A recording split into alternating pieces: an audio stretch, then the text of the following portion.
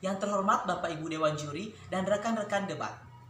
Di sini saya sebagai pembicara pertama dari tim afirmatif dengan mosi yang mengatakan bahwa Dewan ini percaya bahwa sentralisasi pendidikan dan pengembangan infrastruktur yang menunjang pembelajaran jarak jauh adalah solusi atas kesenjangan pendidikan di wilayah 3T. Saudaraku, sebelum membahas lebih jauh mosi ini, ada 3 topik utama yang saya temukan pada perdebatan kali ini. Yang pertama adalah sentralisasi pendidikan dan pengembangan infrastruktur, yang kedua adalah penunjangan pembelajaran jarak jauh, dan yang ketiga adalah kesenjangan pendidikan di wilayah 3T. Setelah membaca mosi ini, tentunya kita mengetahui bahwa batasan topik kali ini adalah Indonesia, terutama daerah 3T, yaitu tertinggal, terdepan, dan terluar. Izinkan saya membacakan beberapa definisi yang saya dapatkan dari mosi tersebut. Yang pertama adalah sentralisasi pendidikan. Sentralisasi pendidikan merupakan suatu pemusatan wewenang ataupun penyelenggaraan pendidikan yang diatur secara ketat oleh pemerintahan pusat atau nasional. Yang kedua adalah pembangunan infrastruktur, yang dimana pembangunan ini akan difokuskan pada kawasan potensial dan strategis yang akan berfokus pada sektor pendidikan. Yang ketiga adalah PJJ, yaitu pembelajaran jarak jauh, yaitu sistem belajar mengajar yang dilaksanakan secara dalam jaringan atau yang sering kita sebut dengan networking. Kemudian yang terakhir adalah wilayah 3T, yaitu wilayah di Indonesia yang tergolong tertinggal, terdepan, dan terluar, yaitu daerah 3T dengan kondisi geografis, sosial, ekonomi, dan budaya yang masih kurang berkembang sampai saat ini. Saudaraku, ada beberapa argumen yang membuat saya yakin dan setuju dengan mosi yang mengatakan bahwa Dewan ini percaya sentralisasi pendidikan dan pengembangan infrastruktur yang menunjang pembelajaran jarak jauh adalah solusi untuk kesenjangan pendidikan di wilayah 3T. Mengapakah saya setuju? Sebelum membahas lebih lanjut, kita telah menemukan masalah utama pada perdebatan kali ini, yaitu kesenjangan pendidikan di wilayah 3T. Saya menemukan beberapa faktor utama mengapa bisa terjadi kesenjangan pendidikan di Indonesia. Yang pertama adalah kebijakan pemerintah, yang kedua adalah letak dan kondisi geografis, yang ketiga adalah faktor sarana dan prasarana, yang ketiga adalah sumber daya manusia yang kurang, dan yang kelima adalah kurikulum yang belum siap menunjang pendidikan. Sesuai dengan mosi, maka saya akan fokus pada 3 faktor utama. Yang pertama adalah kebijakan pemerintah, yang kedua adalah letak dan kondisi geografis, dan yang ketiga adalah faktor sarana dan prasarana. Kita akan masuk ke faktor yang pertama, yaitu kebijakan pemerintah. Mengapa saya mengatakan bahwa faktor kebijakan pemerintah berpengaruh pada kesenjangan pendidikan? Saudaraku, ketika sistem pendidikan yang dilaksanakan pada daerah 3T sedang dengan daerah yang ada di pusat berbeda, tentunya akan terjadi perbedaan yang mengakibatkan kesenjangan pendidikan. Dengan adanya sentralisasi pendidikan atau pemusatan pendidikan, tentunya kita akan mendapatkan sebuah sistem ataupun pedoman pendidikan yang satu.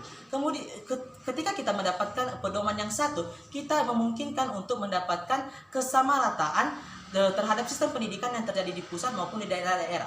Hal ini tentunya akan meminimalisir terjadinya kesenjangan sosial. Kemudian, dengan adanya sentralisasi pendidikan, kita mampu mendapatkan perhatian ataupun atensi yang lebih dekat dari pemerintah pusat, terutama untuk daerah-daerah 3T. Mengapa saya katakan demikian? Ketika daerah 3T mendapatkan perhatian langsung dari pemerintah pusat, tentunya pemerintahan pusat dapat bertindak secara langsung untuk menyelesaikan permasalahan kesenjangan sosial yang ada di daerah 3T. Kemudian, sentralisasi mampu memberikan atau menunjang pendidikan pada daerah 3T karena dikelola langsung oleh pemerintah pusat, tidak lagi dibebankan kepada pemerintah ataupun jajaran-jajaran di bawahnya, ya, di mana pemerintah pusat langsung turun tangan untuk menyelesaikan masalah-masalah tersebut, sehingga penyelesaian masalah tersebut dapat dilakukan secara terbuka dan lebih transparan lagi. Tentunya hal ini juga mendapatkan keuntungan positif, yaitu kita mendapatkan keuntungan, misalnya terjadi pemutusan rantai penyalahgunaan wewenang ataupun kekuasaan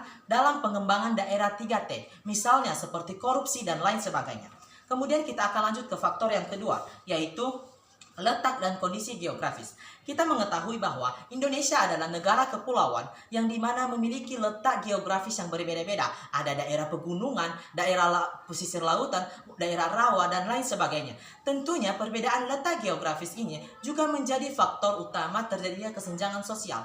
Ketika mereka yang tinggal di daerah pegunungan, ketika mereka yang tinggal di daerah pinggiran pantai, tidak mendapatkan akses pendidikan yang cukup, misalnya daerah mereka sangat sulit untuk dijangkau, daerah mereka sangat jauh ke pedalaman hutan, tentunya hal ini dapat mengakibatkan terjadinya kesenjangan pendidikan. Mereka suku asli endemik di sana tentunya tidak mendapatkan pendidikan yang cukup, lain halnya dengan mereka yang tinggal di pinggiran kota-kota besar, karena mereka mendapatkan akses mobilitas dan aksesibilitas yang lebih layak ketimbang mereka yang berada di daerah 3T. Kemudian kita akan lanjut ke faktor yang ketiga, yaitu faktor sarana dan prasarana. Saudaraku, Indonesia merupakan negara berkembang yang dimana ada beberapa daerah yang tertinggal dan masih belum berkembang sampai saat ini.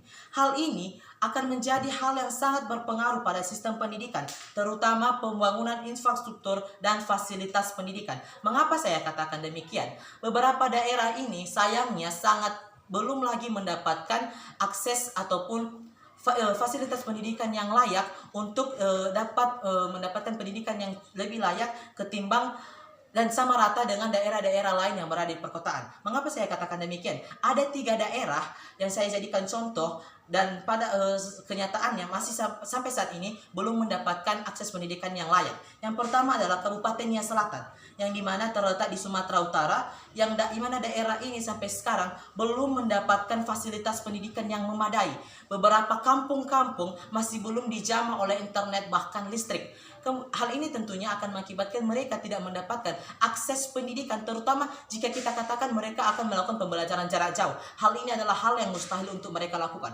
Kemudian ada Nusa Tenggara Timur, di mana dilaporkan sebanyak 17 sekolah belum rampung dibangun sejak tahun 2022. Bukannya hal ini adalah hal yang miris, saudaraku? Bagaimana bisa mereka belajar? Jangan dulu katakan mereka akan belajar secara dalam jaringan. Bagaimana mereka bisa belajar secara langsung jika bahkan bangunan sekolah tidak ada? Tentunya hal ini menjadi hal yang perlu diperhatikan oleh pemerintahan pusat, sehingga sentralisasi sangat berpengaruh di sini.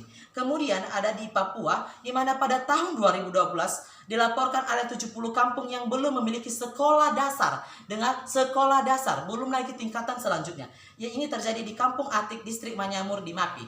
Kemudian saudaraku, kita mengetahui bahwa pentingnya pembangunan infrastruktur ini untuk menunjang pembelajaran jarak jauh ada 3, yaitu koneksi internet, jaringan listrik, dan akses ke tempat tinggal siswa. Dengan adanya pembangunan infrastruktur dengan 3 aspek ini, tentunya hal ini akan menjadi solusi terbaik untuk menyelesaikan masalah kesenjangan pendidikan di Indonesia. Terima kasih.